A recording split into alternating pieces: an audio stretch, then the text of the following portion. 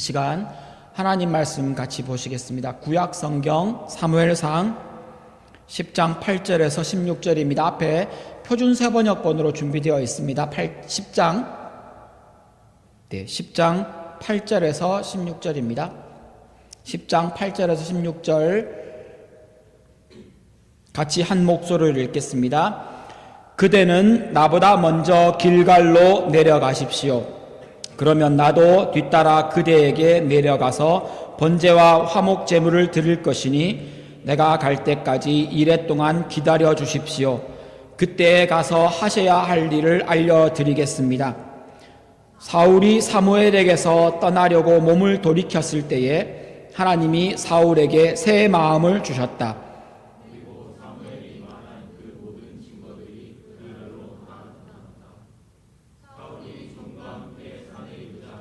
예언자의 무리가 그를 맞아 주었다. 그때에 하나님의 영이 그에게 세차게 내리니 사울이 그들과 함께 춤추며 소리를 지르면서 예언을 하였다. 이전부터 그를 알던 모든 사람들이 보니 사울이 과연 예언자들과 함께 그렇게 예언을 하는 것이 아닌가. 그래서 그들이 기스의 아들에게 무슨 일이 일어났는가, 사울이 예언자가 되었는가 하고 서로 말하였다.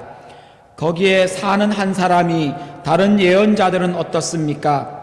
그들의 아버지가 누구라고 생각하십니까? 하고 물었으므로 사울마저도 예언자가 되었는가 하는 속담이 생겼다. 사울은 예언을 마치고 나서 산당으로 갔다. 사울의 삼촌이 사울과 그 종에게 어디를 갔었느냐 하고 물었다. 사울이 대답하였다. 암나기들을 찾으러 갔지만 찾을 수가 없어서 사무엘에게 갔었습니다. 사울이 삼촌이 또 말하였다. 사무엘이 너희에게 무슨 말씀을 하시더냐? 나에게 말하여라. 사울이 삼촌에게 말하였다. 암나기를 이미 찾았다고 우리에게 일러주셨습니다. 그러나 사무엘이 사울 자신에게 왕이 될 것이라고 말한 것은 그에게 알려주지 않았다. 아멘. 인생을 살아가면서 지금까지 잘 못했던 것에 대해서 기존의 태도나 마음가짐을 다시 다잡고 새롭게 다잡고 뭔가 다짐하며 시작할 때 우리는 이런 말을 합니다. 새 마음을 먹는다. 여러분들 한 번쯤 해보는 다짐 아닙니까? 새 마음을 먹고 이렇게 하겠다, 저렇게 하겠다. 보통 이럴 때 새 마음이라는 단어를 사용합니다. 새롭게 뭔가 시도해보고 이루고자 하는 의지적인 결단을 할 때 이 단어를 씁니다. 근데 오늘 본문에는 9절에 보면 이 새 마음이라는 단어가 다른 용법으로 사용이 됩니다. 하나님이 새 마음을 주셨다. 본래 새 마음은 내가 먹는 건데 성경은 하나님이 주셨다라고 말합니다.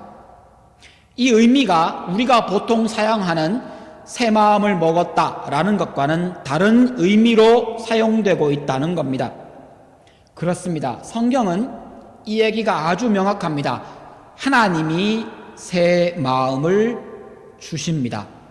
하나님이 새 마음을 주십니다. 영어 성경에 보면 이 새 마음이 아니라 다른 마음이라는 단어로 번역되어 있는 것을 확인하실 수 있습니다. 이제 새 학기가 시작하고 이 가을을 시작하고 새 학년을 시작하는 여러분들이 하나님이 주시는 이 새 마음을 받으시기를 원합니다. 하나님이 이 새 마음을 주셨다는 말은 적어도 본문에서도 성경에서도 두 가지 의미를 가집니다. 첫 번째는 새 마음을 주셨다라는 말의 의미는 함께 하신다라는 의미입니다. 하나님이 사울에게 새 마음을 주셨다라는 말은 하나님이 사울과 함께 하신다는 말입니다. 9절에 보면 하나님이 사울에게 새 마음을 주셨다는 말을 하고 난 다음에 사무엘이 말한 이 모든 일들이 증거들로 나타났다라고 말하고 있습니다. 증거들이 나타났다는 이 말, 이어지는 10절에 보면 사울이 예언자 무리를 만난다든지 함께 춤을 춘다든지 찬양하며 예언한다는 말을 사실은 이미 사무엘이 다 해주었습니다. 당신이 어디 가면 이런 일을 겪을 거고 빵을 몇 개 얻을 거고 거기서 예언하게 될 겁니다 라고 말하고 있습니다. 이 말을 통해 가장 강력한 문맥에서 하는 말입니다. 가장 분명한 메시지는 당신이 하나님과 당신이 함께, 하나님이 당신과 함께 하고 계십니다. 이걸 좀 우리말로 좀 바꾸면요. 그러니까 겁먹지 마십시오. 놀라지 마십시오. 여러분이 당신이 가는 길 앞에 이런 일이 생겨도 당황하지 마십시오. 하나님이 함께 하십니다. 하나님이 지켜줄 것입니다. 라고 지금 말하고 있는 겁니다. 이것을 하나님이 사울에게 새 마음을 주셨다라는 말로 표현하고 있는 겁니다. 하나님이 사울과 함께 하신다는 증거는 사울만 알아차린 게 아닙니다. 사울은 알았겠죠. 사무엘이 얘기해 주니까 이런 일이 벌어질 거야 라고 말했을 때 가다 보니까 사람들 만나고 저기 가니까 저 사람 만나고 이런 일이 벌어지니까 하나님이 나와 함께 하시는구나 라고 알았겠지만 11절에 보니까 사울만 안 게 아니라 주변 사람들도 다 알게 되었습니다. 와, 사울이 예언자 중에 한 사람인가? 이 예언자 중에 한 사람인가 라는 말 안에는 성령 하나님이 사울에게 강력하게 임했다라는 것을 표현하고 있는 것을 보실 수 있습니다. 하나님이 사울에게 임하셨다. 하나님이 사울과 함께 하신다. 모든 사람들이 다 알았습니다. 12절에 보면 사람들은 사울에게 성령이 임했다는 것을 놀라면서 하나님이 사울과 함께 하신다는 소문이 퍼지기 시작합니다. 그게 속담이 생겼다라는 말로 알아차릴 수 있는 부분입니다. 하나님이 새로운 마음을 주시니까 하나님이 사울과 함께 하시고 주변 모든 사람들이 다 압니다. 특별히 성령이 그에게 임하는 것을 통해 드러납니다. 에스겔서에 보면 36장 26절 앞부분에 보면 이런 표현이 나옵니다. 새로운 마음과 새로운 영, 새로운 영은 성령을 가리키는 단어입니다. 새로운 마음과 성령이 연결되어 있다는 것을 확인할 수 있습니다. 새로운 영, 여러분 새로운 영, 그 이름을 기억하십니까? 한글 성경에 보혜사라고 나와 있는 그 단어가 원어의 의미가 파라클레토스라고 하는 그리스의 의미를 그냥 있는 그대로 쭉 풀어서 쓰면 하나님이 함께 하라고 함께 하는 특별한 임무를 주셔서 보내신 분, 이게 파라클레토스를 쭉 늘여놓은 말입니다. 그걸 어떤 사람은 영어로 표현할 때 카운셀러라고 표현하기도 하고 혹은 선생님이라고 표현하기도 했습니다. 분명한 건 파라클레토스 성령을 왜 보내셨습니까?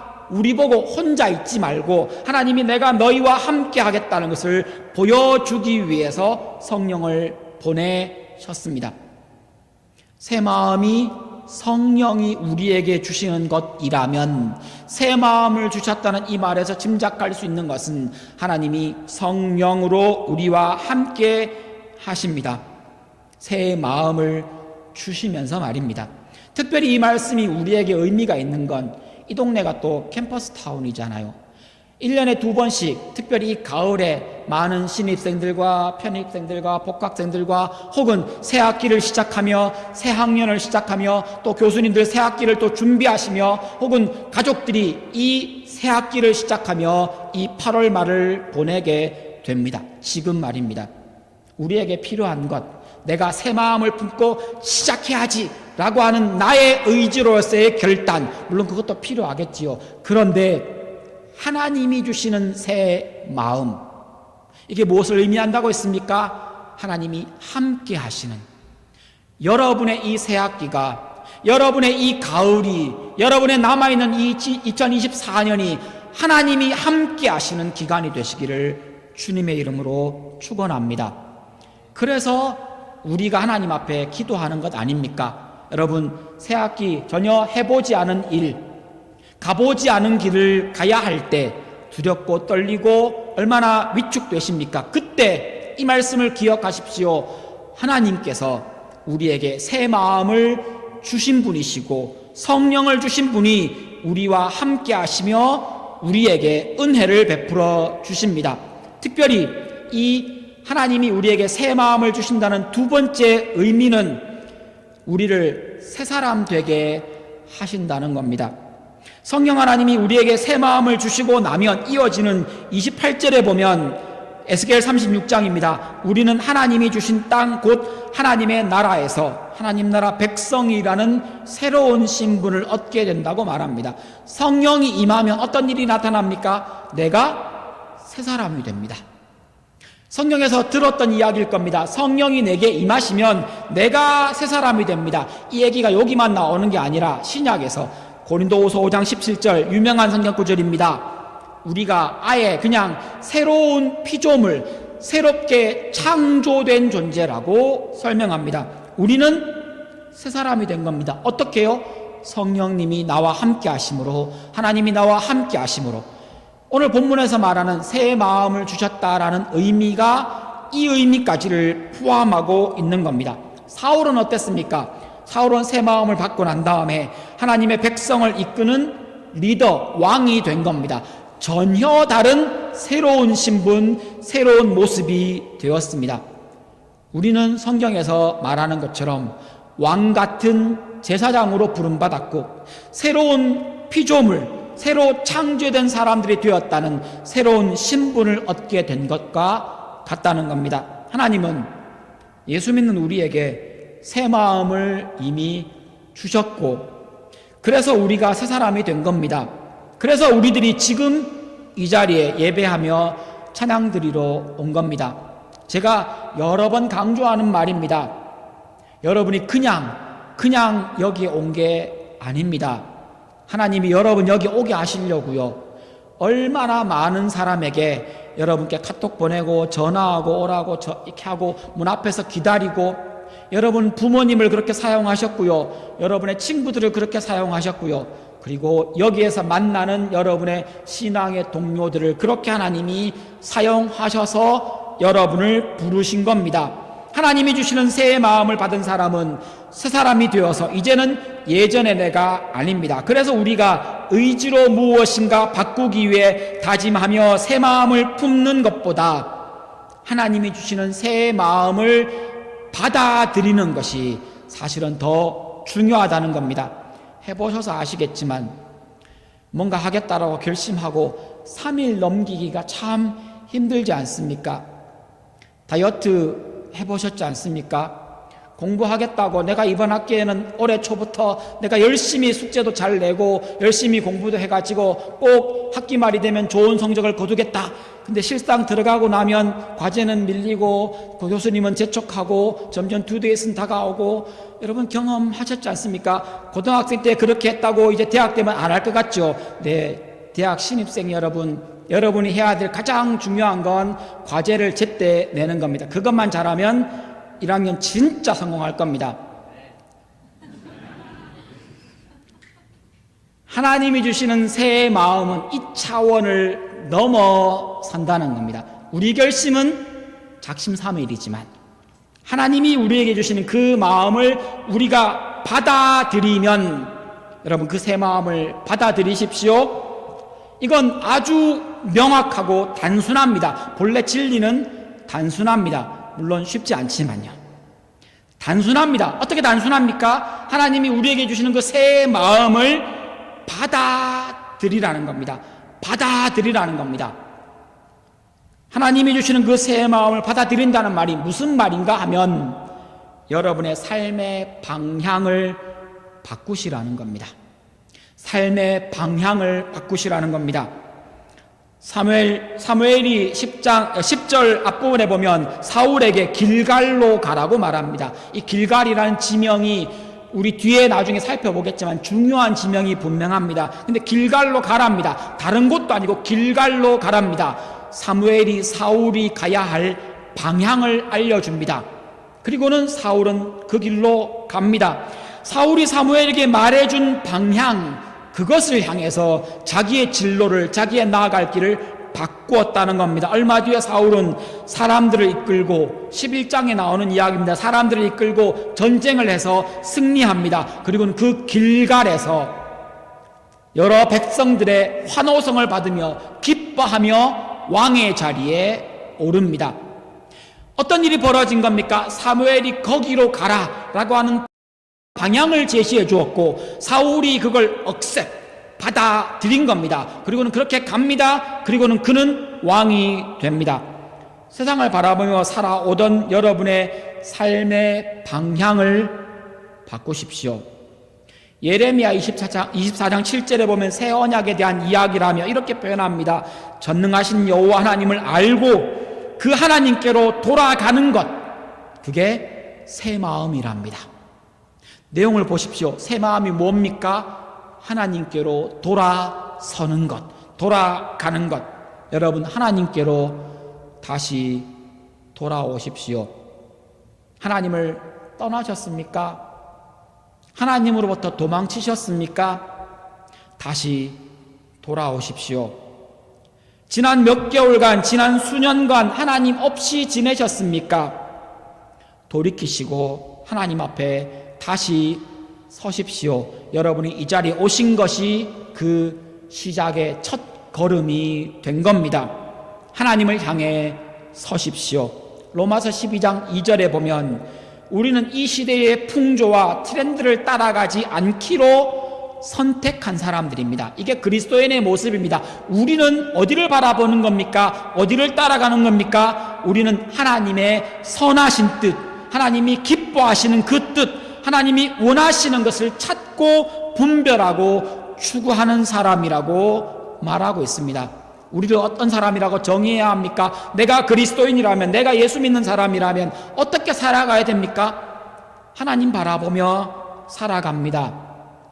세상을 등지고 하나님을 향해 살아가는 삶을 받아들이는 것이 신앙입니다. 믿음이 무엇이냐고요? 신앙이 무엇이냐고요? 하나님을 향해 살기로, 세상을 등지기로, 하나님이 보여주신 그 방향으로 살기로, 하나님이 보여주신 그 방향을 내 방향으로 받아들이는 것, 이것이 신앙이며 믿음입니다. 우리는 이 세상에 대해서 죽었습니다. 이 말이 좀 생소하십니까? 성경에 나오는 말입니다. 로마서 6장 11절입니다. 우리는 죄에 대해서 죽었답니다. 우리는 죄에 대해서 죽었습니다. 우리는 세상에 대해서 죽었습니다.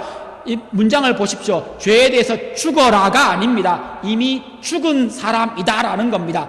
죽으라는 명령형이 아니라 우리의 아이덴티티가 죽었다는 겁니다. 우리는 세상을 향해, 죄를 향해 죽은 사람입니다. 조금 더 쉽게 바꾸면 죄에 대해서 반응하지 않는다는 겁니다.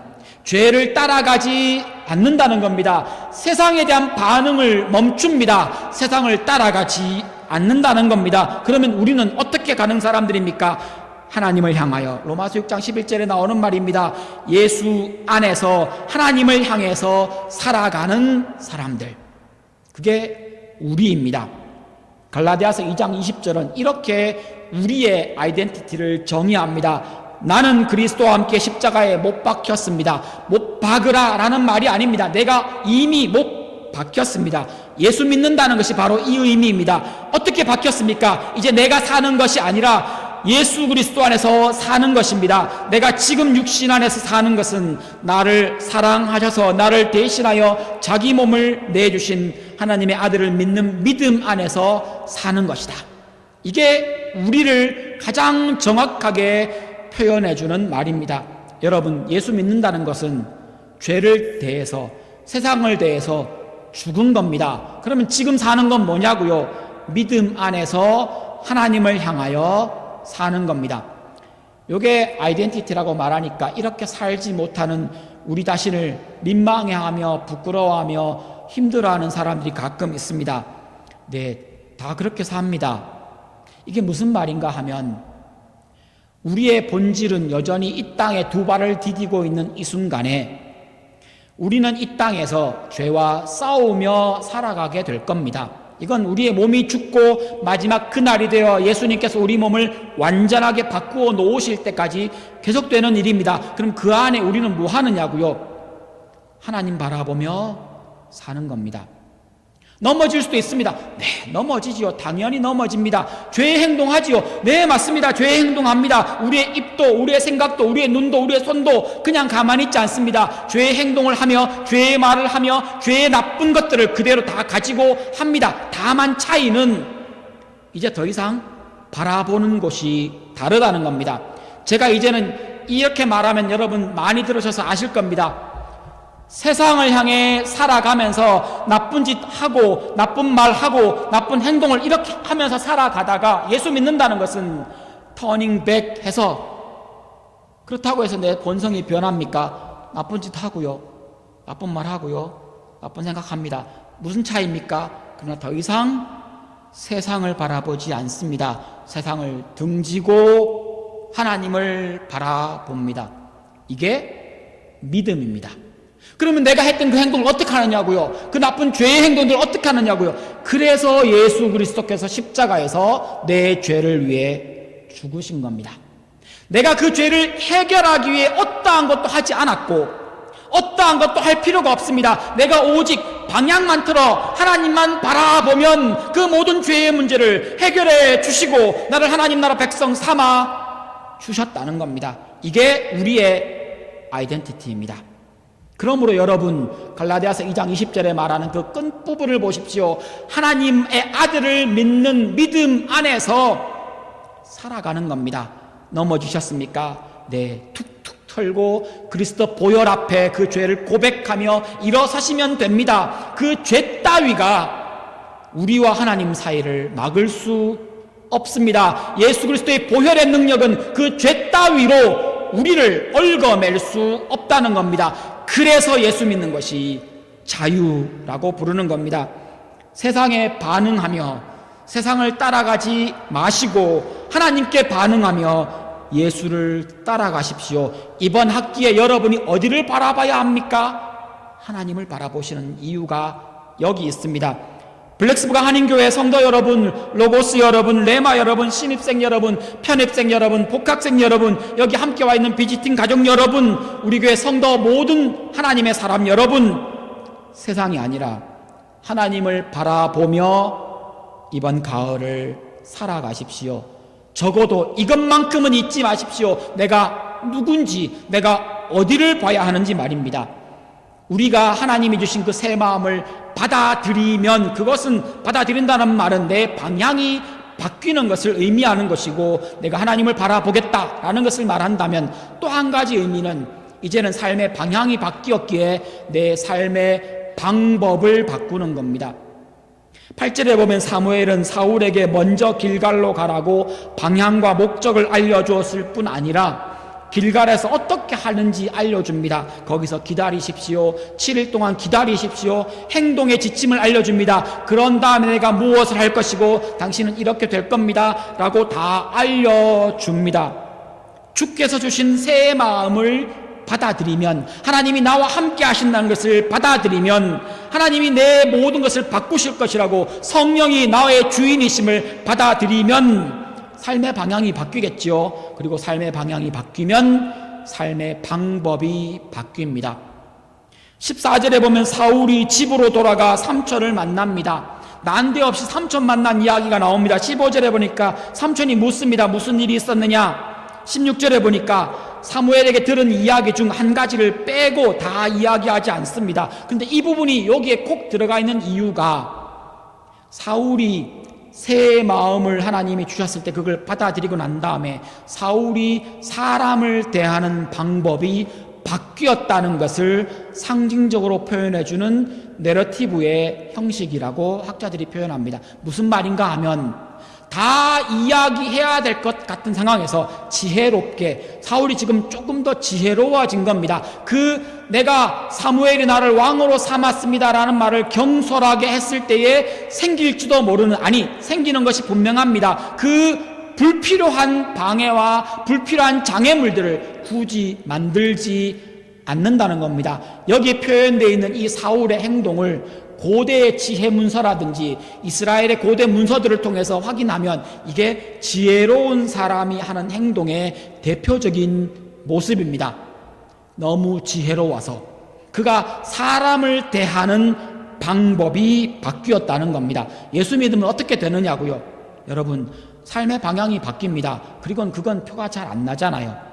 여러분이 하나님을 바라보는지 세상을 바라보는지 표가 잘 안 납니다. 언제 표가 납니까? 여러분의 가장 은밀한 시간을 어디에 사용하고 있는가 하는 행동을 보면 나오듯이, 그의 행동과 말을 보면 그의 삶의 방법을 통해 그가 바뀌었는지 아닌지가 드러납니다.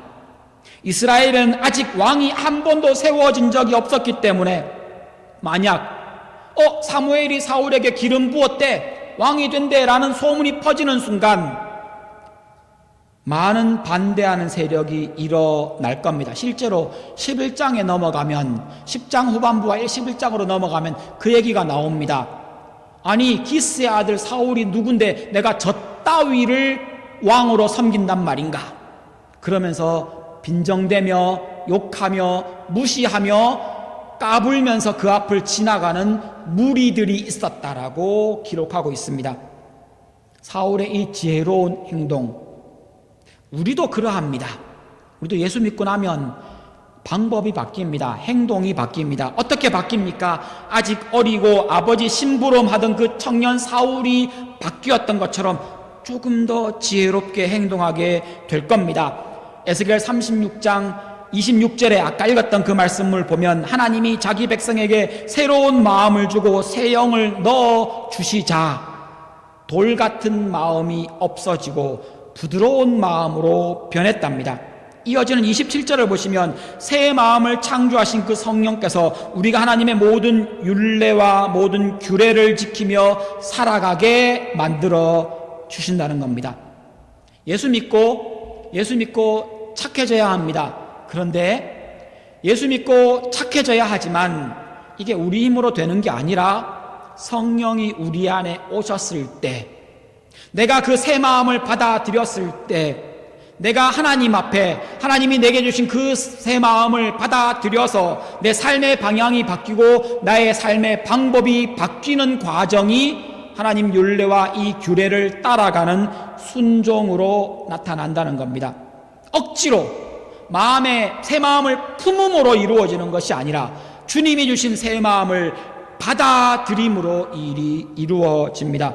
27절에 이 얘기를 하고 난 다음에 율례와 규례를 지킨다는 이 말씀을 우리에게 전해주고 있는 이 성경 말씀이 우리가 삶의 방법을 바꾸는 것에 대한 힌트를 확인시켜 줍니다. 여러분, 예수 믿으면 살아가는 삶의 방법, 사람을 대하는 방법, 말하는 방법, 문제를 해결하는 방법이 바뀝니다.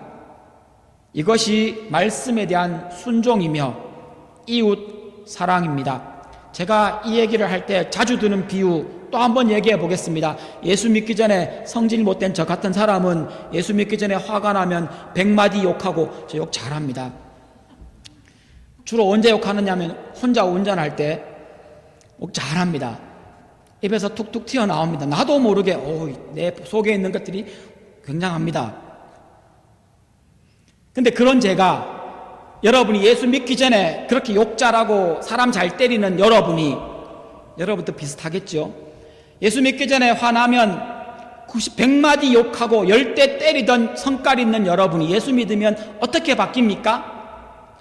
100마디 욕하고 10대 때리는 여러분이 예수 믿는 순간 삶의 방향을 바꾸고 삶의 방법이 바뀝니다. 그러면 이렇게 표현합니다. 99마디 욕하고 9대 때립니다. 그럼 외부 사람이 보면 저 인간은 예수 믿기 전이나 예수 믿은 후나 똑같아 라고 말하겠지만, 여러분 우리는 압니다. 그 한 번 욕 안 하기 위해, 한 번 덜 때리기 위해 여러분이 하나님 말씀에 여러분을 쳐서 복종시켰다는 것을 말입니다. 그게 바뀐 겁니다. 그게 바뀐 겁니다. 예수 믿는 것이 어떻게 우리의 삶의 방법을 바꿉니까? 이전에는 아무런 거리낌 없지 않은 행동이 이제는 예수 믿고 나니까 신경이 쓰이는 겁니다. 이제는 그 일을 하면서 통쾌하고 기분 좋았는데 이제는 예수 믿고 삶의 방향을 바꾸고 나니 그 일을 하려니 하나님이 자꾸 마음에 이야기를 들려주신다는 겁니다. 이게 우리의 삶을 바꾸는 과정입니다. 그래서 시편 51편 10절에 다윗이 진짜 나쁜 짓 많이 했거든요. 진짜 위대한 사람 맞지만 자기의 정말 충성스러운 우리아를 전쟁터에 보내 죽이고, 왜 죽였습니까? 우리아의 아내 밧세바를 자기 아내로 맞아들인 것을 숨기기 위해. 그 여자가 임신을 했습니다. 그걸 숨기기 위해, 그 여자를 임신시킨 것도 나쁜 짓인데다가 그걸 숨기기 위해 사람을 죽입니다. 그것도 누구를요? 자기의 가장 충성스러운 장군을 죽입니다. 그래놓고 아무런 죄책감 없이 잘 먹고 잘 살고 그 여자를 데려옵니다. 그를 향해 나단이 당신이 한 악행이 얼마나 큰 것인지를 보라고 지적하자 그 자리에서 꼬꾸라집니다. 그리고는 울면서 하는 고백을 들어보십시오. 시편 51편 10절입니다. 이 고백 내용 중에 내 여기에 새로 지어야 하는 깨끗한 마음, 하나님 내 마음에 깨끗한 마음을 새로 만들어 주십시오. 이 마음이 우리가 봤던 용어로 바꾸면요, 새 마음입니다. 새 마음. 하나님 새 마음을 깨끗하게 좀 만들어 주십시오. 새 마음을 주십시오. 깨끗한 새 마음을 내게 만들어 주십시오. 내 영을, 정직한 영을 내게 새롭게 해 주십시오 라고 기도합니다. 여기서 말하는 이 새 마음, 혹은 여기서 말하는 깨끗하다고 표현한 이 표현이 아무 죄 짓지 않는 마음이 아니라, 문맥과 이 다윗의 이야기와 이 구절에서 나오는 이 단어들의 의미가 죄 안 짓는 마음을 주십시오라는 의미가 아니라 순종하는 마음을 주십시오라는 의미입니다. 무슨 말입니까? 실수도 할 수도 있습니다. 우리 실수할 거 주님이 다 알고 계십니다. 넘어질 거 주님이 다 알고 계십니다. 우리가 나쁜 놈이란 거 다 알고 계십니다. 그래도 우리를 사랑하시겠답니다. 그래서 나를 위해 십자가에 죽으신 겁니다. 그래서 목숨값을 지불하고 나를 사신 겁니다. 그렇게 하나님 백성 삼으시고 자녀 삼으신 다음에 또 넘어질 거 알고 계십니다. 하나님이 바라는 게 뭡니까? 하나님이 주신 그 새 마음 받아들여 삶의 방향을 하나님께 바라보며 살아가는 우리에게 순종하는 마음을 주께서 주십시오라고 기도할 때 그 마음을 우리에게 주신다는 겁니다. 하나님이 주시는 이 새 마음은 말씀에 순종하며 하나님 앞에 정직하게 서는 겁니다. 이렇게 하는 겁니다. 하나님, 제가 또 어제 하루를 돌아보니 제가 또 그 짓을 했습니다. 하나님, 제가 이 정도밖에 안 됩니다. 그래서 예수님이 제게 필요합니다. 이게 정직한 겁니다. 하나님, 그 일을 하려고 했는데 어거지로 하면 어떻게든 하겠지만 그렇게 한 결과는 제가 봐도 뻔합니다. 하나님 없이는 제가 그 일을 제대로 할 수 없습니다. 하나님 성령이 안 도와주시면 하나님 이 일을 할 수 없습니다. 나는 무능하며 나는 죄인이며 나는 하나님 앞에 조금의 의도 드릴 것이 없습니다. 하나님, 나를 있는 모습 그대로 받아 주십시오. 이게 하나님 앞에 정직한 겁니다. 이게 순종의 시작입니다. 새 학기 새 학년을 시작하는 여러분, 지금까지 한 번도 가보지 않은 길, 2024년 8월, 9월, 10월, 11월 누가 가봤겠습니까? 그 일을 이제 처음 가시는 여러분, 하나님이 사울에게 새 마음을 주신 것처럼 여러분에게도 새 마음을 주셨습니다. 여러분과 함께 하시기 위해서, 여러분을 하나님 나라 백성 삼기 위해서 새 마음을 이미 주셨습니다. 그러므로 이제 세상을 따라가지 마시고, 세상에 반응하지 마시고, 세상의 트렌드에 너무 예민하지 마시고, 예수님을 보내신 하나님의 사랑에 반응하십시오. 하나님을 바라보며 이제 곱씹어야 될 게 뭡니까? 죄를 곱씹지 마시고 하나님의 말씀을 곱씹어 묵상하십시오. 이 가을에 하나님 바라보며 살아가시는 여러분 되시기를 주님의 이름으로 축원합니다. 이 가을에 여러분의 삶의 방향과 삶의 방법을 바꾸어 순종이라는 것으로 한 걸음 더 나아가 보시기를 바랍니다. 성경이 가르쳐준 대로 하나님 말씀 앞에 순종하는 것을 이번 가을에, 이번 학기에 여러분의 삶의 목표로 한번 삼아 보십시오. 우리는 하나님이 우리에게 명령하신 대부분의 명령을 알고 있습니다. 하나님이 내게 뭘 원하실까? 사실은 여러분 이거 다 알고 있습니다. 주의 명령은 전혀 복잡하지 않습니다. 여러분도 주님이 무엇을 명령하시는지 예수 안 믿는 사람 앞에 가면 여러분이 이미 수없이 들었던 그 많은 것으로 진짜 잘 설명할 수 있습니다. 그게 뭡니까? 사랑하는 겁니다. 이거 모르는 우리 그리스도인들이 있습니까? 사랑하는 것. 여러분, 그것이 순종입니다. 너무 심플해서 진리처럼 안 느껴지십니까? 아니요. 진리는 심플합니다. 진리는 아주 명확합니다. 사랑하십시오. 누구를 사랑합니까? 이때 옆 사람 한번 보시기 바랍니다. 내가 저 인간을 사랑하면 됩니다. 지금은 좋아 보이시겠지만 여러분 아시잖아요. 가장 가까이 있는 사람이 가장 나를 아프게 합니다. 가장 깊은 상처는 부모한테 받고요. 가장 속쓰림은 자녀 때문에 받습니다. 평생에 잊지 못할 상처는 남편하고 아내한테 받고요. 가장 사랑했던 그 사람한테 가장 아픈 상처를 받고 헤어집니다. 여러분 지금은 막 친할 것 같고 잘해줄 것 같죠. 조금 있으면 그 인간의 본성이 나올 때 그때 기억하십시오. 아, 하나님이 나보고 이 인간을 사랑하라고 하시는구나 라고 기억하십시오. 그때 한번 봐주십시오. 그때 한번 용서해 주십시오. 그때 한번 그에게 웃어주십시오. 이게 그리스도인이 이 땅을 살아가는 방법입니다.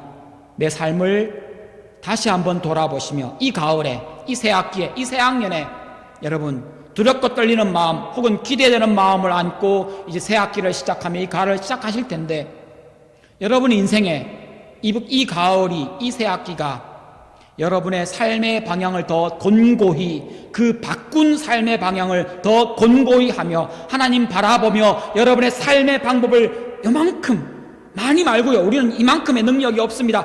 요만큼 바꾸는 것을 우리의 삶의 이 학기에 여러분의 삶의 방향으로 삶의 방법으로 여러분이 해결할 여러분이 행동할 목표로 삼으시며 가시는 이 가을 학기 이 가을이 되시기를 주님의 이름으로 축원합니다. 기도하시겠습니다.